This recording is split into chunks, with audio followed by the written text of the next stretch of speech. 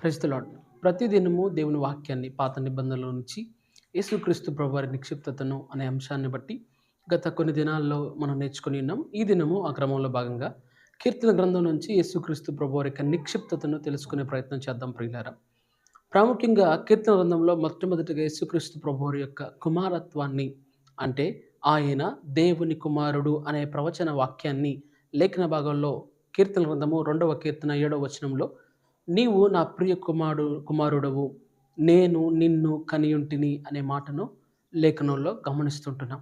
వాస్తవానికి కీర్తన రచించింది దావీదైనప్పటికీ దావీదు దేవుని యొక్క కుమారుడిగా చెప్పబడలేదు. కానీ దావీదు ఎవరి గురించి ఈ మాట రాయబడింది అని అంటే, యేసుక్రీస్తు ప్రభువారి గురించి రాయబడి ఉండినట్లుగా మనం గమనిస్తుంటున్నాం.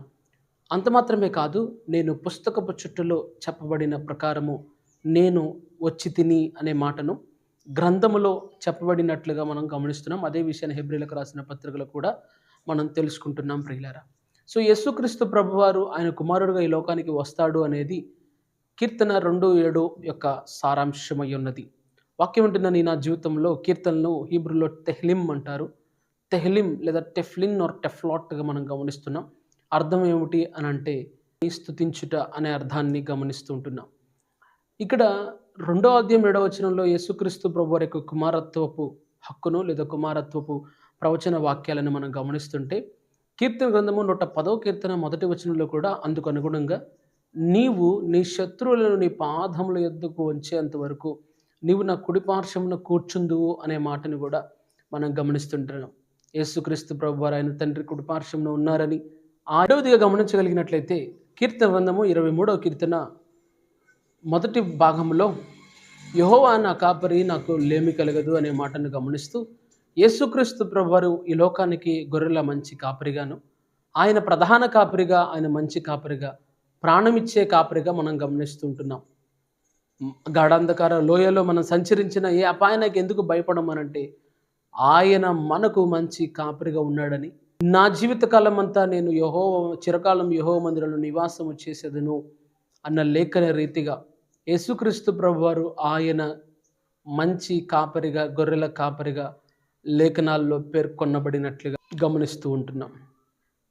యోహాను సువార్త 10వ అధ్యాయంలో, నేను మంచి కాపరిని, నేను గొర్రెలకు ప్రాణం పెట్టడానికి ఈ లోకానికి వచ్చి ఉన్నానన్న లేఖనాన్ని కీర్తన గ్రంథం 23వ కీర్తన 1వ వచనంలో ఈ రెండు వాక్య భాగాలను మనం దగ్గర పెట్టి చదవగలిగినట్లయితే, యేసుక్రీస్తు ప్రభువారు ఒక గొర్రెగా, ఆయన ఒక కాపరిగా, ఆయన ఒక మంచి ప్రధాన కాపరిగా, గొర్రెల కాపరిగా పేర్కొనబడినట్లుగా మనం గమనిస్తుంటున్నాం.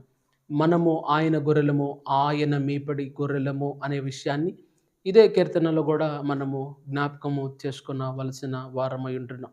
మూడవదిగా ఆలోచన చేయగలిగినట్లయితే, కీర్తన గ్రంథం 22వ కీర్తన 1వ వచనంలో, నా దేవా నా దేవా నన్ను ఎందుకు చేయి విడిచితివి అనే మాటకు కూడా యేసుక్రీస్తు ప్రభువారి యొక్క జీవితంలో ఆయన శిలువ మరణములను గురించి కూడా కీర్తన గ్రంథంలో మనం గమనిస్తుంటున్నాం. అంత మాత్రమే కాదు, డెడికేటెడ్గా కీర్తన గ్రంథంలో మెస్సీయ కీర్తనలు కూడా కొన్ని ఉన్నాయి. అవన్నీ కూడా డెడికేటెడ్గా, ఆ మాటల్లో ప్రతి ఒక్క మాట కూడా యేసుక్రీస్తు ప్రభువారికి వర్తిస్తుంది అనే విషయాన్ని మనందరం కూడా తెలుసుకోవాల్సిన వారమై ఉంటున్నాం ప్రియులారా. ఆ క్రమంలోనే 22వ కీర్తన కూడా దావీదు కీర్తనను మెస్సీయ కీర్తనగా గమనిస్తూ, రాబోతున్న మెస్సీయ ఎటువంటి సఫరింగ్స్, ఎటువంటి శ్రమలు అనుభవిస్తాడో, ఎటువంటి శిలువ శ్రమలను ఆయన పొందుకొని ఉంటాడో అనే విషయాలను అక్కడ 22వ కీర్తనలో పలుకుతున్నట్లుగా మనం గమనిస్తుంటున్నాం. యేసుక్రీస్తు ప్రభువారు కూడా శిలువలో ఆయన పలికిన మాటలలో, నా దేవ నా దేవ నన్ను ఎందుకు చేయి విడిచితివి అని ఆయన శిలువ త్యాగం గురించి, ఆయన శిలువ శ్రమల గురించి పలికిన మాటను మనం గమనిస్తుంటున్నాం ప్రియులారా. యేసుక్రీస్తు ప్రభువారు శిలువలో పలుకుతూ, అయ్యా ఎందుకు నన్ను చేయి విడిచావని దేవుడు పలికినట్లుగాను, తండ్రి అయిన దేవుడు లోక పాపమును చూడలేక కుమారుడైన క్రీస్తు చేతిని విడిచిన సందర్భాన్ని బట్టి ఈ మాటను యేసుక్రీస్తు ప్రభువారు పలికి ఉన్నారు. ఆ మాట నెరవేర్చడానికి ముందుగా ప్రవచనాత్మకంగా కీర్తన గ్రంథం 22వ కీర్తన 1వ వచనంలో గమనిస్తుంటున్నాం.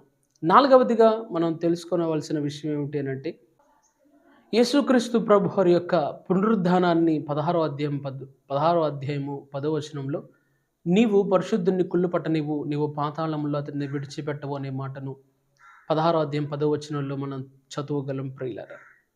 ఎవరు ఈ పరిశుద్ధుడు? ఎవరు కుళ్ళు పట్టనివ్వనిది, ఎవరు ఎముకలు విరవబడవు, ఎవరు నేరస్తుల్లో ఒకరిగా సిలువ వేయబడతారు, ఈ విషయాలన్నీ కూడా ప్రశ్నలు. ఈ ప్రశ్నలన్నింటికీ సమాధానము కీర్తనల గ్రంథంలో జవాబులుగా తెలుసుకోవచ్చు ప్రియులారా. యేసుక్రీస్తు ప్రభువారి యొక్క పునరుద్ధానం గురించి ఈ మాటలు చెప్పబడ్డాయి. నీవు పరిశుద్ధుని కుళ్ళు పట్టనివ్వు, అతని యొక్క ఆత్మను నీవు పాతాళానికి పంపవు, లేదా పాతాళ వశము కానివ్వవు అని లేఖనం తెలియజేస్తుంది. ఈ భూమి మీద పరిశుద్ధమైన జీవితాన్ని, పరిశుద్ధమైన జన్మను, పరిశుద్ధమైన క్రియలను కలిగి నాలో పాపం ఉన్నదని మీలో ఎవరైనా నేరస్థాపన చేయగలరన్న క్రీస్తు ప్రభువారి యొక్క మాటలను గుర్తు చేసుకుంటూ ఆయన పునరుద్ధానాన్ని ఇక్కడ మనం గమనిస్తుంటున్నాం. ఐదవదిగా గమనించగలిగినట్టుగా ఆయన రాజుల రాజు అని, యూఫ్రటీస్ నది మొదలుకొని బూదిగంతముల వరకు ఆయన రాజ్యము చేయబోతున్నాడు అనే విషయాన్ని ఇదే కీర్తనల గ్రంథంలో కూడా, ఇదే కీర్తన గ్రంథం 72 కీర్తన 8వ వచనంలో యూఫ్రటీస్ నది మొదలుకొని ఆయన బూదిగంతముల వరకు రాజ్యము చేయును అని లేఖనము తెలియజేస్తోంది. ఈ విషయం ఎవరి గురించి చెప్పబడింది అంటే యేసుక్రీస్తు ప్రభువారి యొక్క రెండవ రాకడ గురించి. ఆయన రాబోతున్న వేళ రారాజుగా, రాజుల రాజుగా, రాజ్యాలనేలే రాజుగా, నిరంతరము ఉండే రాజ్యములో, పరలోక రాజ్యంలో, నిత్య రాజ్యంలో ఆయన దేవాతి దేవుడుగా, రాజులకు రాజుగా ఉంటాడు అని లేఖనం తెలియజేస్తూ యూఫ్రటీస్ నది మొదలుకొని బూదిగంతముల వరకు ఆయన లోకాన్ని పరిపాలిస్తాడు అని బైబిల్లో తెలియజేస్తుంది. ఈ విధముగా యేసుక్రీస్తు ప్రభువారి యొక్క నిక్షిప్తతను కీర్తనల గ్రంథములో మొదటిగా ఆయన కుమారుడుగాను, రెండవదిగా యేసుక్రీస్తు ప్రభువారు ఆయన కాపరిగాను, మూడవదిగా ఆయన శిలువ శ్రమలను గురించి, నాలుగవదిగా పునరుద్ధానాన్ని గురించి, ఐదవదిగా తిరిగి రాజ్యము చేయబోతున్న రాజుగా యేసుక్రీస్తు ప్రభువారు చెప్పబడింది. దేవుడి మాటలు వెనుకడిలో దీవించునుగాక. ప్రార్థన. పరిశుద్ధాత్మదేవునికి వందనాలు, స్తోత్రాలు. మా ప్రియులు అందరినీ మాటలు వింటున్నారు, అటు వారి జీవితాల్లో ప్రభా దేవుడైన సర్వసత్యాన్ని తెలుసుకొని తండ్రి, రాజుగా రాబోతున్న నీ కొరకు అయా ప్రభా వేచి చూడగలిగిన కృపను దయచేయండి.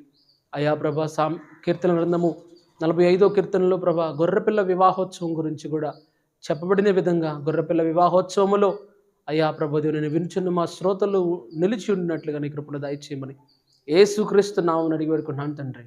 ఆమేన్. God bless you. Changing me and changing me.